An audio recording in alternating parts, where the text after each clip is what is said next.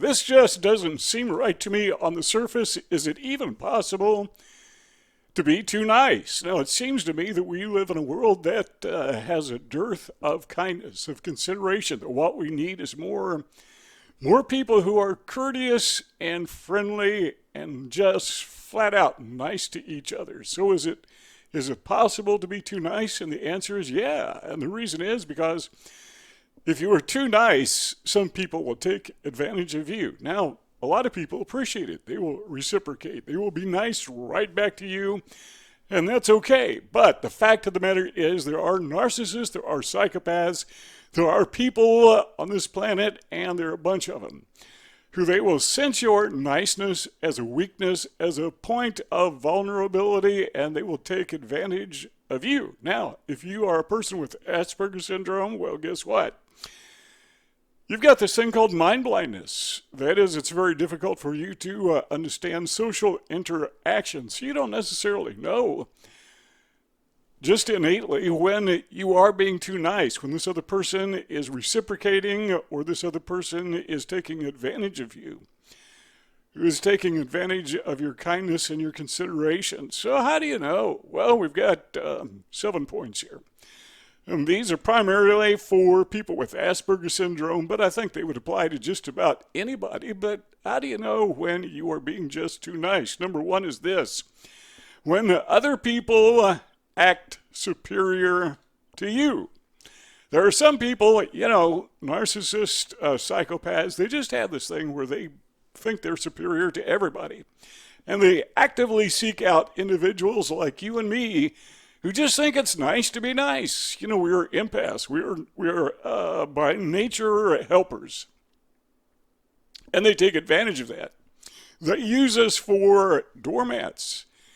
And if you notice someone is taking advantage of you to get things done or whatever, that more so than other people, that is a good sign that you are being too nice, at least to that person. Something you got to watch out for is number 2 is these people will use you and they will take advantage of you. Well, how do you tell that?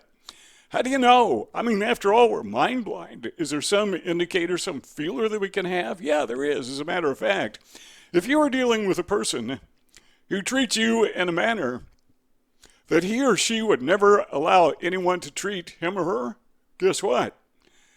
They're using you for a doormat. You're being too kind to these people. You are sending a signal to this individual that I am somebody that you can take advantage of. This person, again, would never let anyone else treat them the way they're treating you, but it's okay because they see you as the weak point. You don't want to be a weak point, because when you're the weak point, next thing you know, other people see you as a weak point, and your kindness and your consideration, which are not bad things, by the way, are being taken advantage of. And they're no longer as effective as they once were. Number 3 is this: they use you for a scapegoat. Now, I'm nearly 70 years old, and over the past nearly 7 decades, I've learned a thing or two just from life's laboratory. And one thing I've learned is people don't like to accept responsibility for things they do wrong. Now, if they do something right, yeah, they'll take all the glory they can. In fact, it could be something they didn't even do. They'll take the glory for that as well. But if it's something they did wrong, they need to find someone else they want to shift the blame to someone else. That person is called a scapegoat. So if you find somebody blaming you for their faults, for their flaws, for their mistakes, you know why they do that? Because, why are they doing it to you, not to someone else?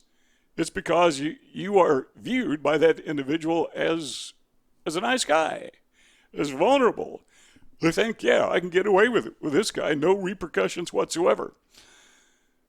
Got to quit being so nice to that person, and you need to send that individual, not everybody, you need to send that individual a strong message. Now, one of the problems that I've experienced over my life is sometimes we get bitter because there is 1 or 2 people, or maybe there's a small number of people who abuse us and mistreat us, and we get this thought in our head that, people just stink, And so we start abusing everybody, tit for tat. We start rather reciprocating that abuse.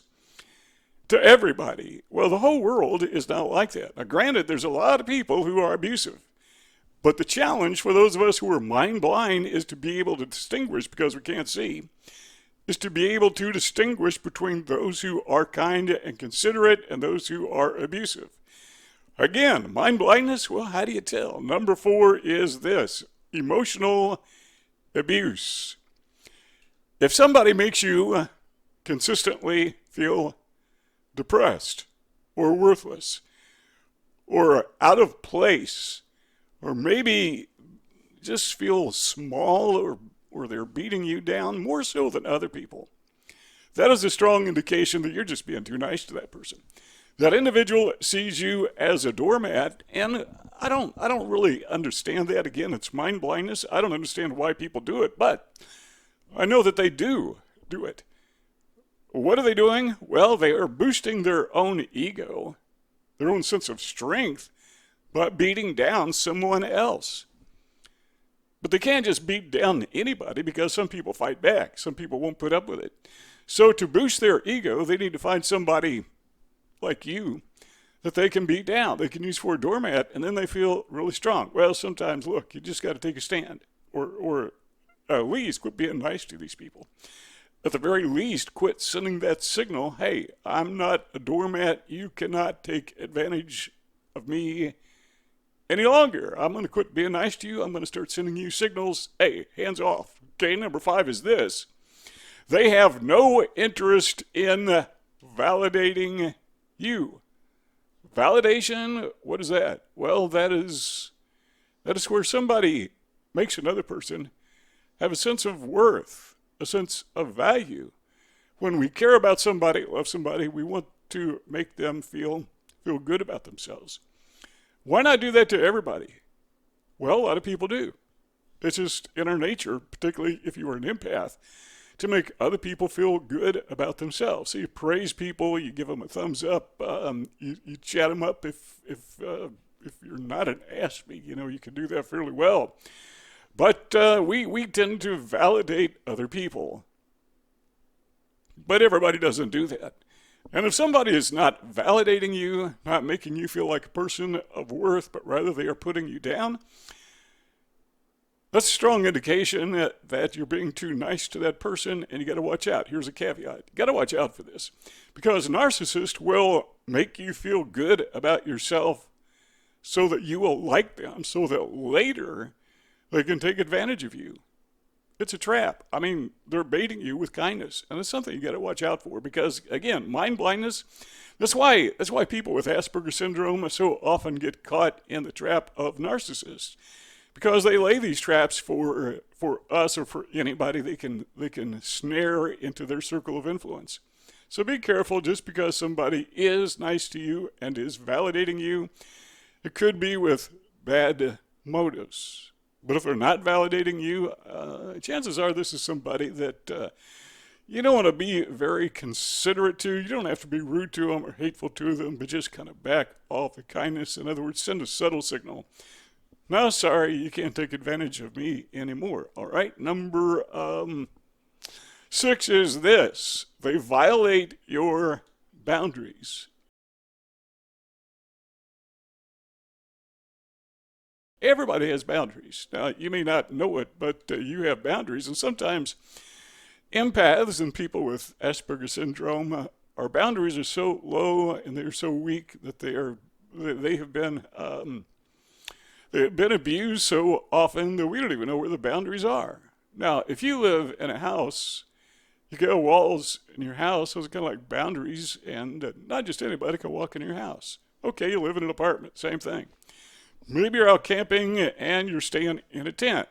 You have boundaries. Your tent is your boundaries. Not just anybody can walk in your tent without your permission. Now, life is the same way. You've got boundaries. Not just the walls of your house, but the walls of your property. But if people are constantly coming and going and just walking through your house, you begin to forget that it's your house.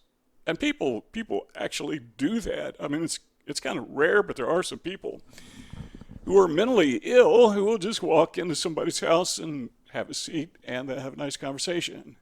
You got to call the cops, right? It does happen. I mean, it's very rare.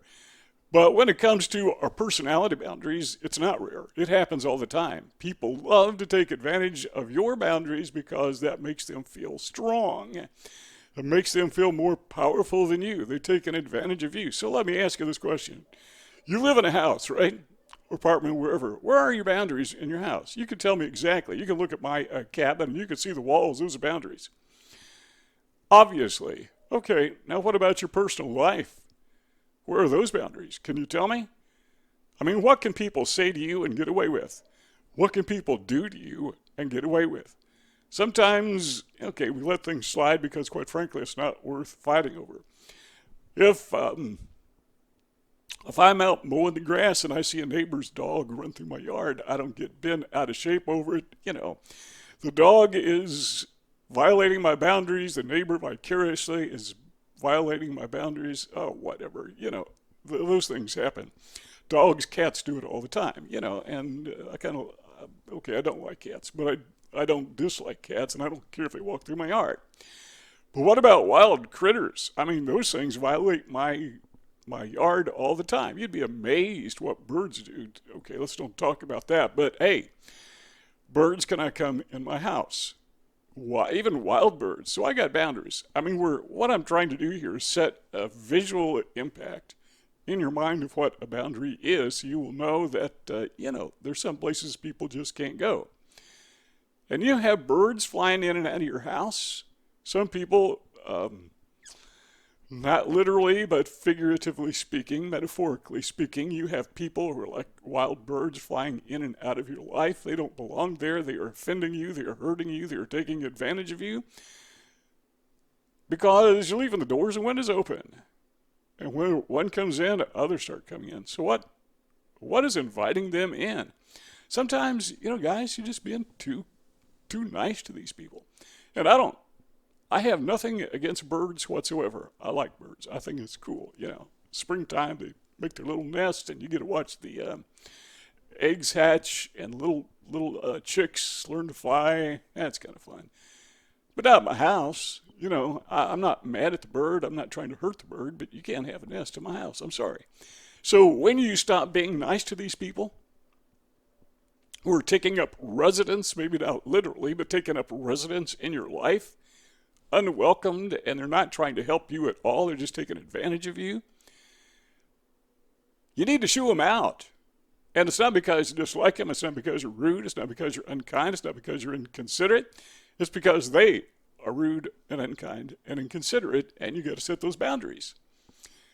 Not really a difficult concept to grasp, but because we have this mind blindness, sometimes we just don't think of that. And we have people coming and going in and out of our lives, and they're perfectly happy with it, and they assume, are you listening, because this is important, many of them assume that you are okay with it too, because you let them get away with it.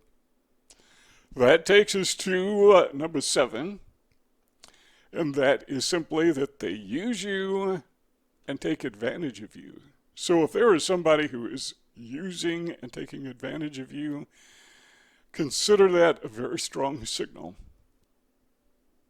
that you're being too nice to these people. Nothing wrong with doing kind things for people, nothing wrong with doing favors, but when you're always the go-to guy, when you're always the one that maybe the boss goes to get something done because he's afraid of the other employees, afraid to ask them because he'll get some blowback or she'll get some blowback from them. But you, on the other hand, you're the one who can, would you sweep the floor? Would you do this job? Always you. Why is that? Well, because they see you as a weak point. They see you as the nice guy. And again, people with Asperger syndrome, we have this mind blindness, and we don't often know we're even being taken advantage of until it's kind of obvious that, we're being used for a doormat. And then we don't know how it happened and what to do about it. So go back and review these 7 things, and hopefully they will be of some help to you. Do you see those 2 rectangles on the screen? If you want our conversation to continue, just click one of those 2 rectangles, and we'll keep talking together. But if not, thanks for stopping by, and we will see you all next time.